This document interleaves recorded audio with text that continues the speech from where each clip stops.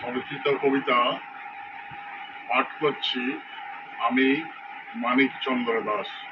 কবিতাটির নাম একটি ধর্ষণের কথা।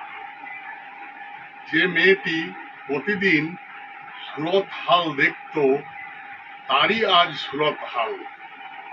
রাত্রের খাদ্য হয়ে বসলো মেয়েটি, ছিঁড়ে খেলো অন্ধকারের ঠান্ডা ঘর।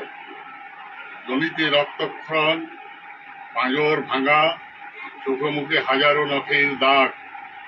অজান্তেই মেয়েটি লুট হয়ে গেল। ও চাইনি এভাবে লুট হয়ে যেতে। মানুষের পাশে থাকতে চেয়েছিল, বন্ধুর মতো সেবা দিতে চেয়েছিল। মানুষ তা চাইল না। খেয়ে ফেললো ওর যাবতীয় সব, খেয়ে ফেললো মন থেকে মগজ। নমস্কার।